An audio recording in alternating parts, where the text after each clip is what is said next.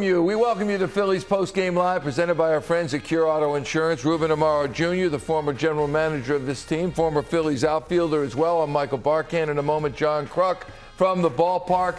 This is as complete a win as a team can get. Bailey Falter held on there. The bullpen was fantastic, and they get 5 runs, including that Hoskins insurance home run to cap it off. Pretty special win tonight. You took the words right out of my mouth. I mean, you talk about complete from the manager to the bullpen. It was timely hitting. The guys played very good defense. I mean, there's pretty much everything. I mean, it was an absolutely spectacular baseball game. And under the circumstances, without Bryce Harper, I don't think these guys are all that worried about it. They're just going out there and playing next man up. And I just love the job of everybody. I mean, it was a total contribution from every single person in that organization, as far as I'm concerned. They've now won 2 straight, 4 of the last 6 games. We'd wondered how much of this was real. What was the real Phillies team? Turns out we've been watching them the whole darn time. Let's go check in with John Kruk over across the street at the ballpark. John, you watch this team. The fact that they have overcome adversity time and again, certainly tonight, they fall behind. They get the runs back. It took them till the 5th inning, but they do it, and the bullpen spectacular. Yeah, and that's the only way, Michael. The only way you can get a comeback win is your bullpen has to hold them, and the Phillies bullpen tonight was absolutely fantastic. And you know, and then look, we talk about this a lot with this team and previous years with the Phillies is how they weren't very adept at situational hitting. But, you know, Schwarber, like Reese said after the game, you know, he took his shots until he got 2 strikes. And 2 strikes, he just tried to put a ball in play, gets a runner in, gets a runner over, and then Reese hits a sac fly to add another run. Like, how many times have we seen over the years that, you know, 2nd and 3rd, no outs, and you get a strikeout and a pop-up, and you don't score a run. And look, they're going to miss Bryce's power, and they're going to miss Segura's situational hitting. But if they continue like this tonight, you know, playing this way with situational hitting, running a base as well, you know, you're never going to not miss those guys, but it's going to make it a little easier to go on knowing you can score runs without having to get a hit. More quick questions for you, John, and I want Ruben involved in the second one. But firstly, they're on pace right now for 85 wins. Is that going to be enough for a playoff spot? They're 3 games from the halfway point of the season. Won't be enough. I don't think it will, Michael, because I assume that we're assuming that the Mets are going to hold on with the division, but who knows? But the Mets are going to get 2 huge pieces at the trade deadline, and that's Scherzer and DeGrom. So they don't really need to make a trade to get better after the All-Star break, because they're going to get a heck of a lot better when those 2 guys come back. I think if the Phillies are going to get in the postseason, one thing, you know, a couple things have to be determined, and that is how Bryce is going to handle when he comes back from the broken thumb, and do they need to go out and get something else? I think that the wild card is going to be decided, whether it's the Cardinals or Padres or whoever, is going to be decided by the trade deadline. Who makes a big deal? Who makes a splash at the trade deadline to try to put distance between your team and the other teams around you in the wild card race? And then lastly, John, they are now 19-8 under, quote, interim manager Rob Thomson. It's a .703 winning percentage. I understand it's not 70 games or 162, of course, but how much longer does he need to prove that he's a pretty darn good manager? Yeah, I've always wondered that. Like, what have they seen that in these in the limited games that Rob Thomson has been the manager? What have they seen to say, "Ooh, I don't know if he could be a full-time manager"? I don't get it. And you know what? They're probably giving it time and seeing how things play out. Because, you know, when you're winning, the players all get along. Everything's great. We love our coaches. We love our manager. We love, you hope it never happens. But, you know, what if they lose 7 or 8 in a row? Yep. And that's the thing. But I really think that there's a piece in that dugout now, and nothing against Joe Girardi. I love Joe. But there just seems to be more calm. And I don't know if it was the players pressing to try to keep Joe's job, because you heard what Nick Castellanos said after Joe got fired. He said, I feel responsible for that man losing his job. And players do take that personally. That's what I always wondered, like were they pressing to try to keep Joe's job? And then when Joe got fired and Rob Thomson was named the interim manager, if they just relaxed and said, let's just play. Let's just play and have fun, and whatever happens, happens. And it's been better. It's been a heck of a lot better. 19 wins, 8 losses under Rob Thompson. We'll see how it goes, and we'll talk to you tomorrow. Hey, ask Ruben. He's the GM.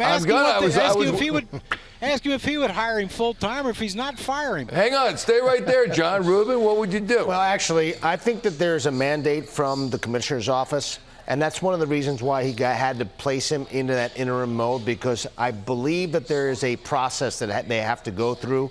It's a different type of a deal in this day and age where, there's certain rules and certain things you have to abide by via the commissioner's office. So I think that's part of it. Candidates. I think that you have to introduce certain candidates. I do believe that it has to happen. I'm not sure that if after a couple of months or 3 weeks or whatever the case may be, if that changes. But I believe that that's the case, and that's one of the reasons why he does still have that interim tag. All right. Even if he's in the organization already? I think that is part of the deal. I do believe. Well, I'll just say and this I don't know if closing. the rules have changed, but I think that's part of it. I'll just say this in closing. I got to go do the round table. Another way Major League Baseball is screwing things up. I love baseball. Major League Baseball, oh, come on. If they want to hire him full-time, let them. It's their money. It ain't Major League Baseball's money. And again, I'm not sure of that rule, but I think that that's part of the process. Check it out. I'm with you, John. Let me know. We're on it. We're on it. Text me later, Ruben. Text me later.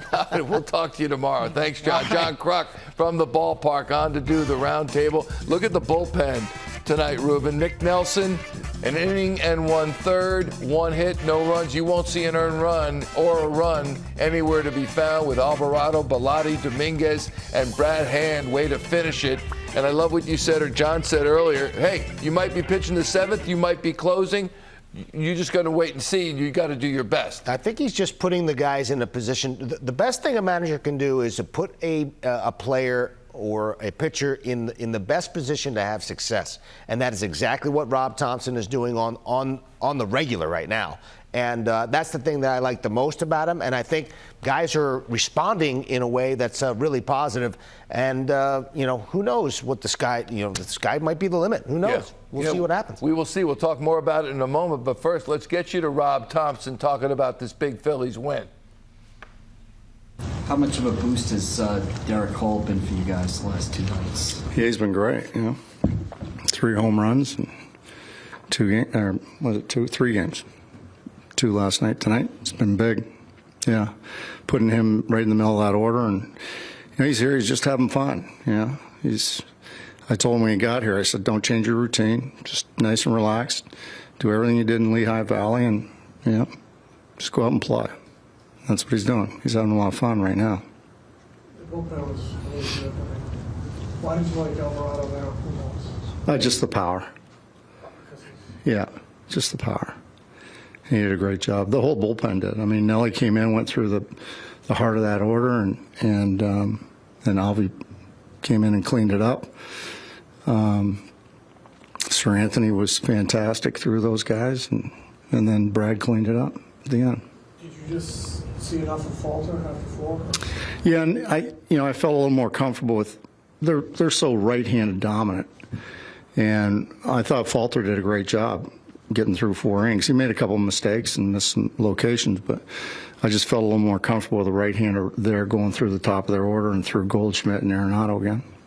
Why do you think the bullpen is kind of, sort of level, or sort of pitching the way it has the last, week or two? I mean, after struggling a bit and a little upheaval there. And I don't know.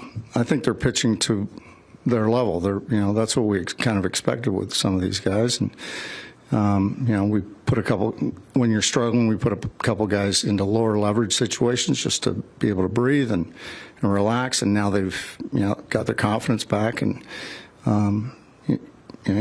we're to the point now where we trust about everybody. Yeah. How much of that is settling into specific roles? I think it's part of it, but, making sure you put them in the right pocket of the order so that they have a chance to have success. That's all part of it too. Making sure that they're getting consistent work, but not overworking them. That's part of it. So, there's a lot to it, I think. Talking a lot about your faith in Mickey. Get tonight off a breaking ball. He hasn't done that. Yeah, no, it was good. And, you could see all the blood come back in his face, because he's trying to do too much. That's all.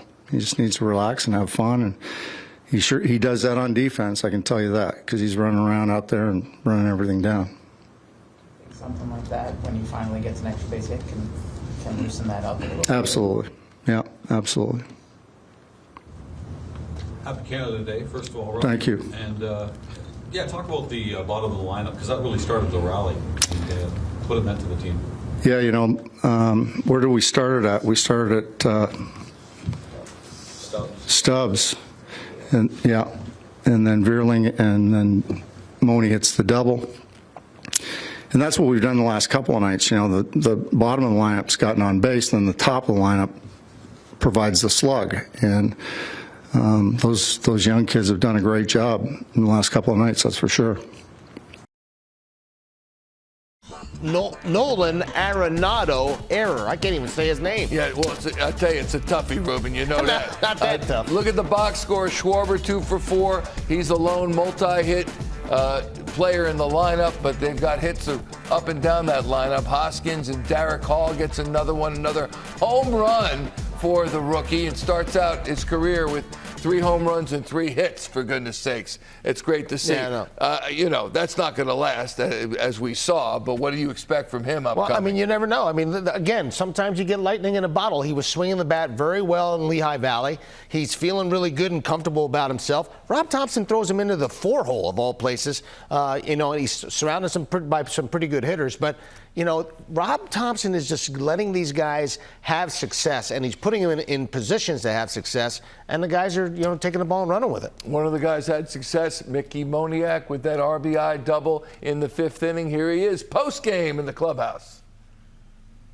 Back into your face after you got the hit. Kind of like, thing.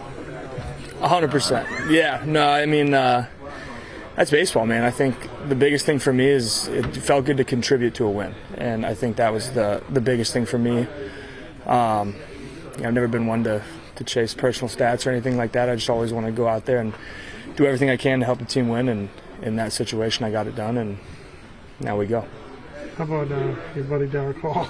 Oh, long ball Hall? Yeah.